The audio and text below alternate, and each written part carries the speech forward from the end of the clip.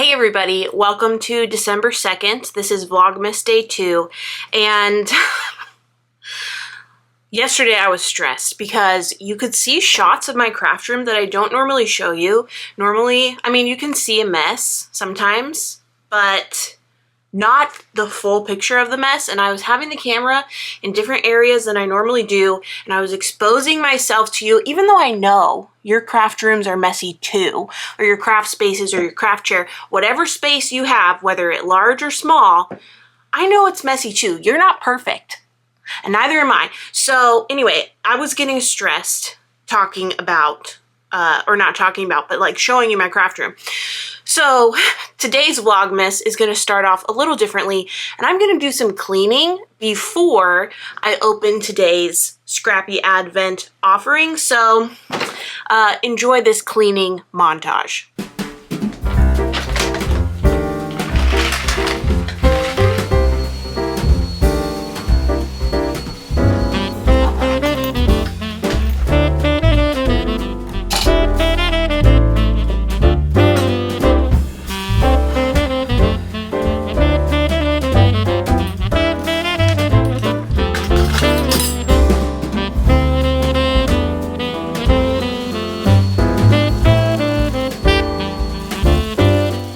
Okay, it is by no means perfect, but that's a little bit better for my heart. Don't look over here! Okay, let's get going. Okay, thanks for hanging in there.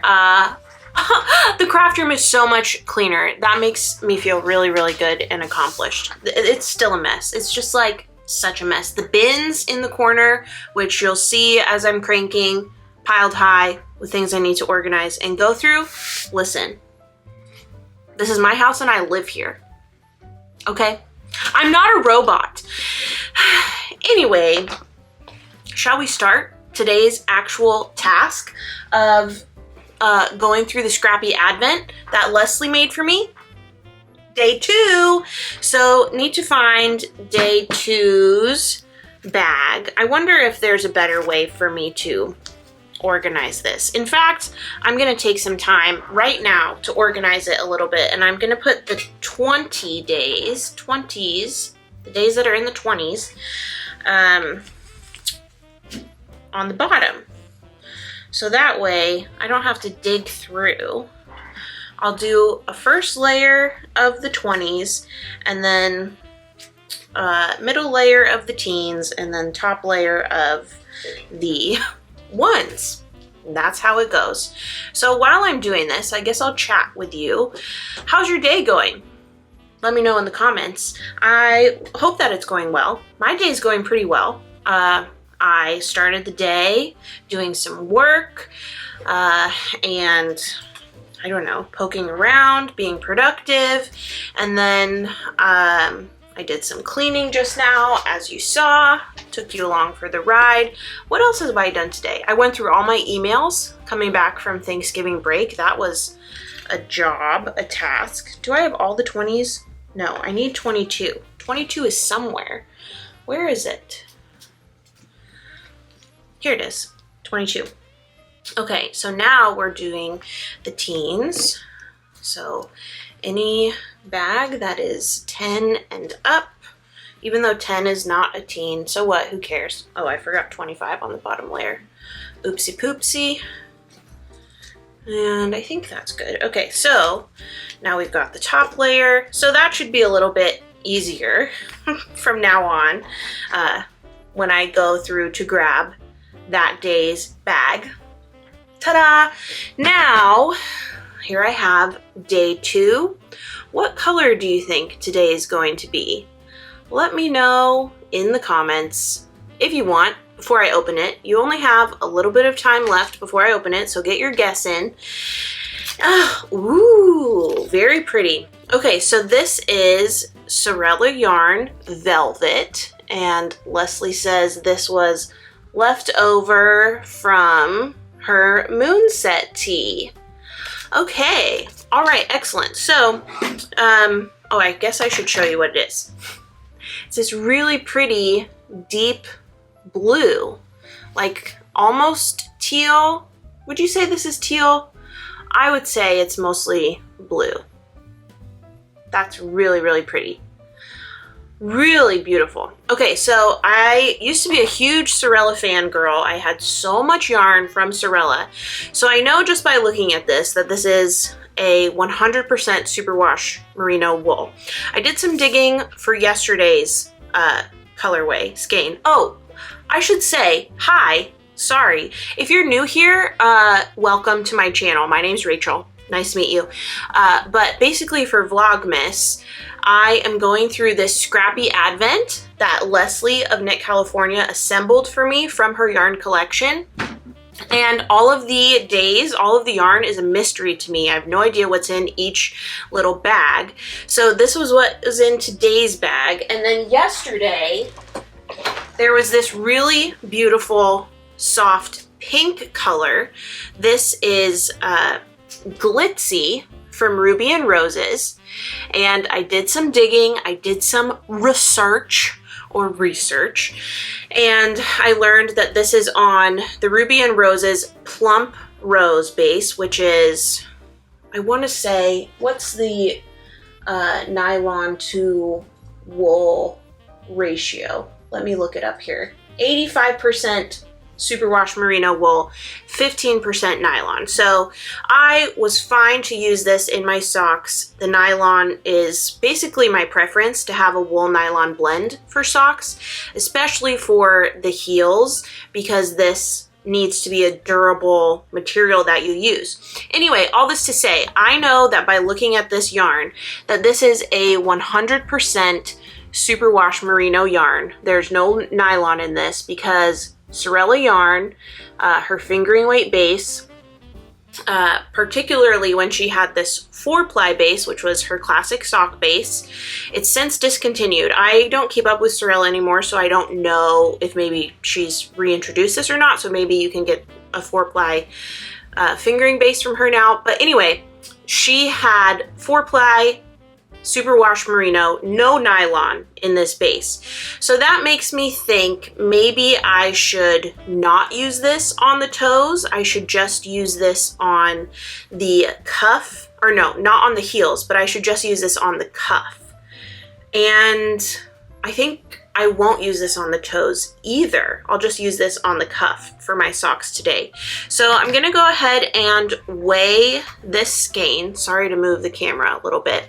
I have the camera set up on a Longaberger basket that I got at an estate sale. It's the cutest little picnic basket, and it's also the perfect stand for my camera. But I was moving the scale, the kitchen scale that I use to weigh yarn, and it bumped the basket. So anyway, okay, so we've got 21 grams. Since I'm only going to use this for the cuffs or the hem of the socks, I can basically do the whole entirety of both cuffs. Yesterday, I only did the whole cuff on the first sock, and then on the second sock, you can see that I used my main color to start the hung hem or the cuff, so I wouldn't run out of the contrast color when I got to the toes.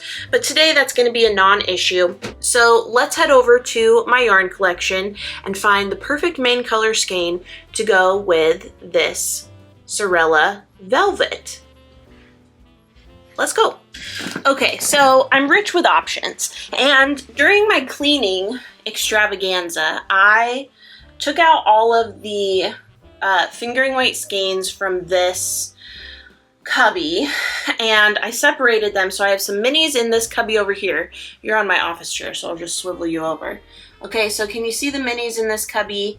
You might be a little lower and out of frame. And then there's sock sets, as well as a big cone of yarn that was at my sock cranking station, but I moved it because it was in the way when I was actually using my sock, my circular sock machine. So anyway, I reorganized this. So the sock machine, or the sock sets, are not in this cubby anymore, just single skeins. And let's see here. I do have some blues from Kimbers Cozy Creations that might look nice. Like, got this speckled, of course it's a little too bright, got this really cute speckled colorway. This is called Something New, and it's inspired by my friend Juliana's wedding colors. So there's a bunch of different blues speckled in there. That would look really good. That would look really, really good. So that's an option. Let's see.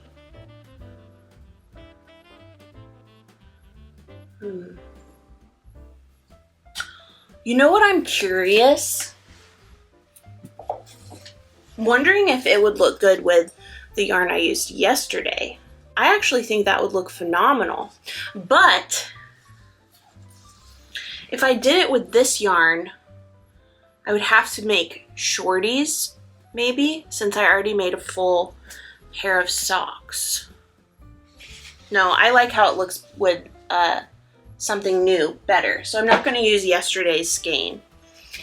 Here we go. Let's get this wound up onto a cone and then we can get cranking. And in fact, I'll also wind this onto a cone, just because this is going to be a mess if I try to crank from this.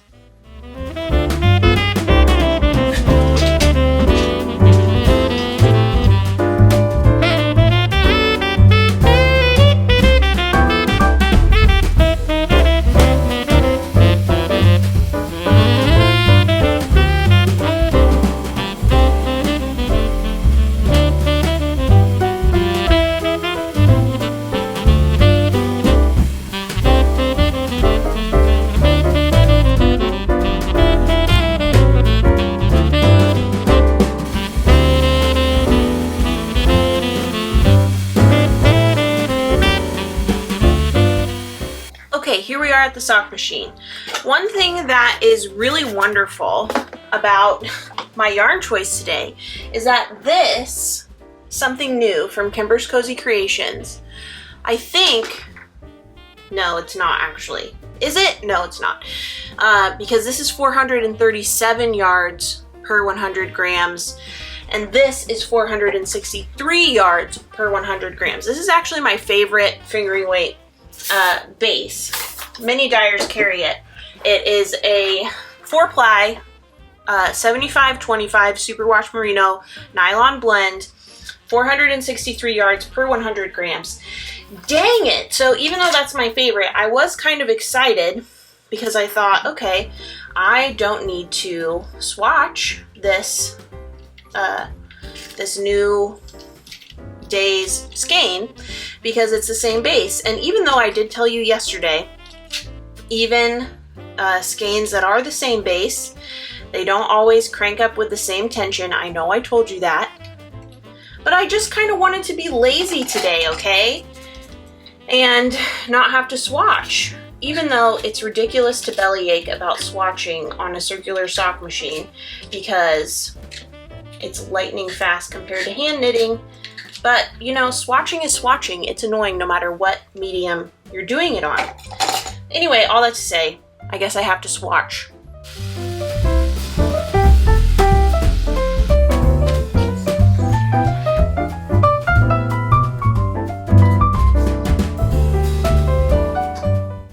Okay, so my tension is a little too loose, so it is a good thing that I swatched because I am 4 inches across, and if you remember from yesterday, for my foot size, I need to be 3 1/4 inches across for my foot width of 4 1/4 inches. So I want about 1/2 inch of negative ease. And if you look at this swatch, it is kind of loosey-goosey. It's not really as tight as I'd like. So let's re-swatch. This is one of the ways that you can adjust your tension. So I have my tension at the 3rd line here on the sock machine. So I'm just going to raise it up to be at the 2nd line, and that will make it so the tension is a little tighter when I am cranking, and hopefully that will give me the circumference that I'm going for. What I'm doing now is putting what's called a setup bonnet on, and this is basically what makes it so you can cast on your circular sock machine. There are a few different ways to make setup bonnets. This is just the one that came with my machine when I bought it from Dean & Bean. There's a setup bonnet for each cylinder that you have, and each cylinder has its own set of needles. So this is a 64 needle cylinder, which means there's 64 needles, meaning there will be 64 stitches around the circumference of the sock. So for each setup on it, it matches a cylinder that I have. I wish people would stop emailing me.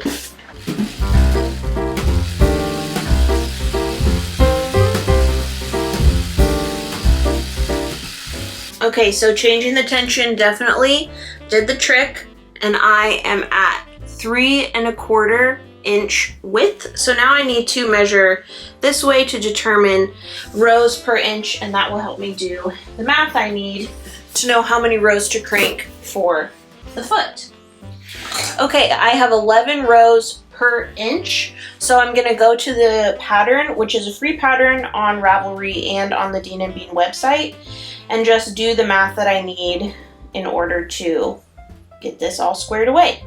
Okay, so for my gauge today, instead of 50 rows for the foot, I'm going to crank 60 rows. According to the pattern and the math included in the pattern, I should just need to crank 56 1/4 rows, which I would just do 56 instead of a partial row. But I typically add 5 or so rows on top of whatever the math tells me. So I'm gonna do 60 rows for both the leg and the foot on this sock.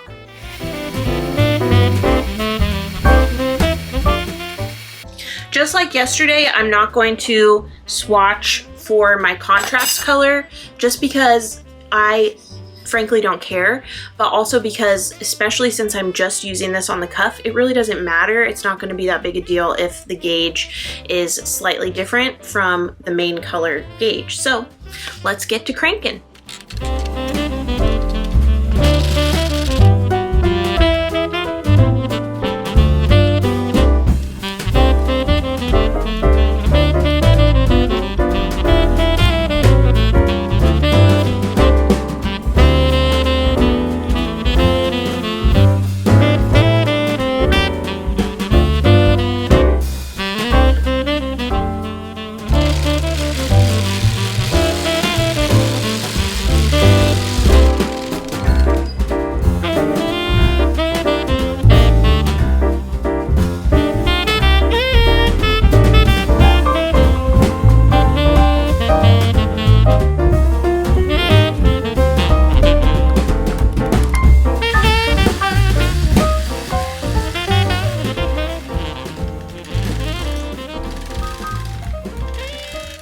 You know how I said yesterday I was going to review how to do the heels and toes? Guess what I didn't do yet? So, I think I know what to do.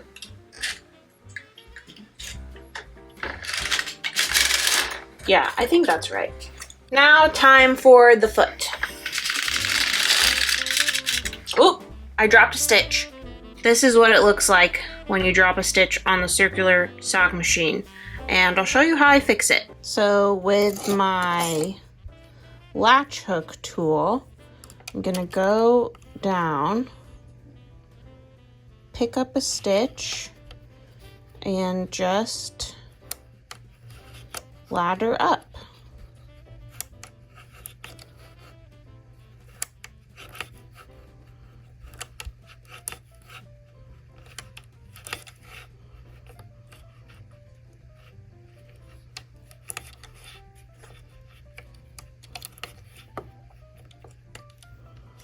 Simple as that.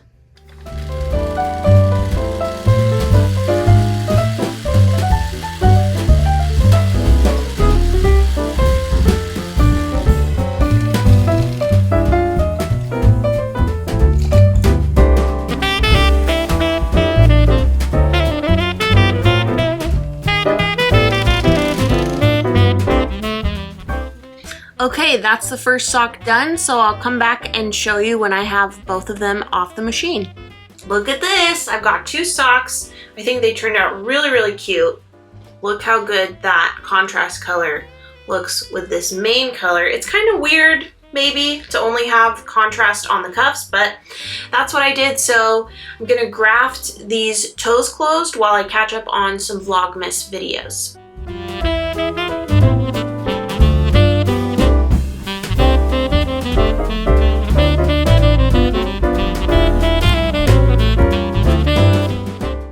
One sock done. I'm gonna go ahead and do the second sock, and then I'll meet you back at the normal camera spot. I have not one, but 2 socks, so let's steam block it. Something that I did on this pair of socks, and I might have also done it on yesterday's pair, but I did this thing where you wrap 2 hooks, 2 stitches when you're doing your return pass on the heel, and I also did that on the toe, and I think that is not what I need to be doing. I think I only need to do that on the heel, not the toe, because it makes the toe, I don't know, just a little pointier than I think it needs to be. And I think the purpose of that on the heel is that it makes it so it's like I don't know, not dog-eared. I think that's the term that they use in the YouTube tutorial I watched. But for the toe, like, it just does not need to be that, I don't know, abrupt with the point. So something for tomorrow to improve upon. Every day, every pair will be better than the last, I hope, during this month of sock cranking. What has happened here? What? I did something wrong. Because look, the seam for the toe is like on the edge of the foot, or of the toe, like on, okay, let me just get my ducks in a row and I'll show you what I'm talking about. So on this sock, the seam of the toe is here, and on this sock, the seam of the toe is here. What did I do? How did I manage that? I have no idea, but here's how they look before a steam block. Let me get these steamed, let me get these pressed, and then I'll show you.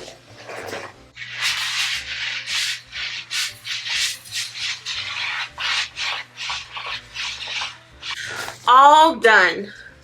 December 2nd, pair of socks. Don't these look cute? I think they look kind of weird. I don't know if I'm happy with my decision not to add contrast to the heels and toes and just have it on the cuff, but no, I think these look good. These will be nice. So I have this pair of socks and I have yesterday's pair of socks, so I've got 2 pairs of socks. For this pair, I think I already said, but just for clarity, I did 20, no, I didn't say this. I did 30 rows of the cuff. Yesterday I only did 20 rows, so you can see how today's cuff is a bit thicker than yesterday's cuff. So I did 40 rows of the cuff, and then I hung the hem, and then I cranked 60 rows on the leg, did the heel, 60 rows on the foot, did the toe. So here's a new pair to add to my collection, add to my wardrobe. Very, very happy with how these turned out. And I'll end it here for day 2 of Vlogmas. I'm not going to upload sock cranking videos every day because how boring must that be to watch? You don't want to watch 25 days of me sitting at a sock cranking machine. So I might upload some multiple days in a row. Some days will be consolidated. Like for instance, I think later today I'm going to film my podcast episode because I have a bit to update you on. For instance, finish my rainy day tea. So I'm going to film a podcast episode that will go live tomorrow, December 3rd. And then, so I won't have a Vlogmas episode go live tomorrow. And then on Wednesday, I'll do 2 days worth. So there you go. Or at least that's the plan. I reserve the right to change my mind at any time without warning. So buckle up, Buttercup. But that's all I have for this video. There's some new faces around here. So hey, welcome. Glad you're here. Hope you stick around. And if you're watching and you're not subscribed yet, make sure that you do, because that, I don't know, is a real treat for me. And I mean, if you're watching, you might as well subscribe, right? I don't know, do what you want. So that's all I have for today. I'll see you back here for future content, whether that next video is a podcast or a Vlogmas episode, or I don't know, whatever. But I hope you're having a great day. Hope you're doing something that's bringing you joy, and I'll see you later. Bye.